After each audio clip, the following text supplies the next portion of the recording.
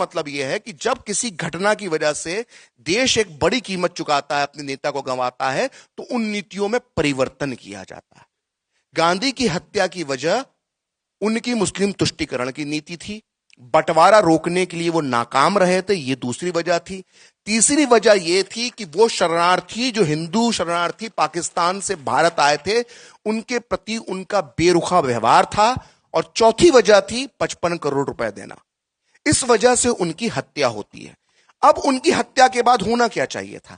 ये जो 4 गलतियां, ये 4 भूल कह लें, उनकी हत्या को होने के बाद हमारी तत्कालीन नेहरू सरकार थी, उसको इन गलतियों को दुरुस्त करने की जरूरत थी।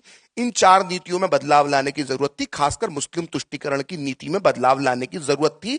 लेकिन मुस्लिम तुष्टीकरण की नीति में बदलाव ना लाते हुए सो और बढ़ा दिया गया, और इसके उलट सारी तोहमत, सारे इल्जाम, सारे आरोप हिंदुत्व की विचारधारा पे लगाए गए, ये कहकर कि हिंदुत्व की विचारधारा ने गांधी को मारा है, और हिंदुत्व की विचारधारा को कुचलने के लिए अगले 4 दशक तक काम हुआ।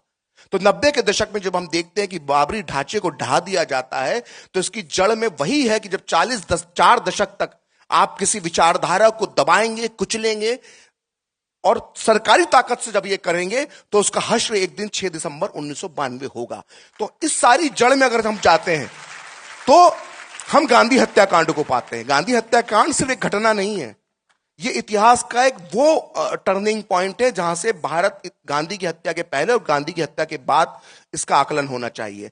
अगर गांधी की हत्या के बाद सबक लेते हुए उस वक्त की जो सरकार थी, नेहरू सरकार, वो मुस्लिम तुष्टीकरण पर लगाम लगाती और साथ में हिंदुत्व की तरफ भी ध्यान देती कि अगर ये किसकी कीमत गांधी के रूप में हमें चुकानी पड़ी है, तो इनकी भी एक भावना होगी, इनका भी एक विचार होगा, ये भी कुछ चाहते होंगे, अगर उस तरफ ध्यान दिया जाता, तो शायद आज हमारा जो सामाजिक ताना बाना है, अगर मैं कहूं कि अगर जो सांप्रदायिक की स्थिति आज देश में जो है, आज उससे कहीं बेहतर भारत होता अगर हमने गांधी की हत्या से सबक सीखा होता। लेकिन दुर्भाग्य से अंश हमारे तत्कालीन हुक्मरानों ने और उसके बाद आने वाली सरकारों ने गांधी हत्या से सबक नहीं सीखा, बल्कि गांधी हत्याकांड का इस्तेमाल अपने राजनीतिक फायदे के लिए किया।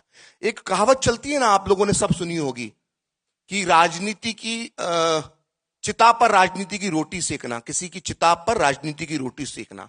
अगर इस देश में किसी व्यक्ति की चिता पर राजनीति की पहली रोटी सेकी गई है, तो वो चिता मोहनदास करमचंद गांधी की थी, और उस चिता पर राजनीति की रोटी सेकने वाला कोई पहला व्यक्ति था तो वो पंडित जवाहरलाल नेहरू था।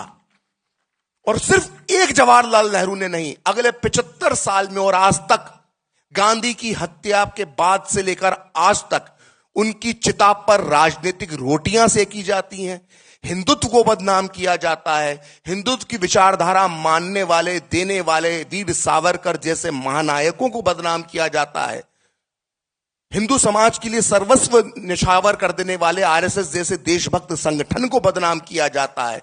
तो गांधी की हत्या का इस्तेमाल 75 साल से रोज प्रतिदिन हो रहा है, और गांधी की चिता पर जो है राजनीति की रोटियां सेकी जा रही हैं, और हम लोग उस सच को नहीं जानते हैं। ये सच सामने आना चाहिए, इसी प्रयास के अंदर ही मैंने पुस्तक लिखी।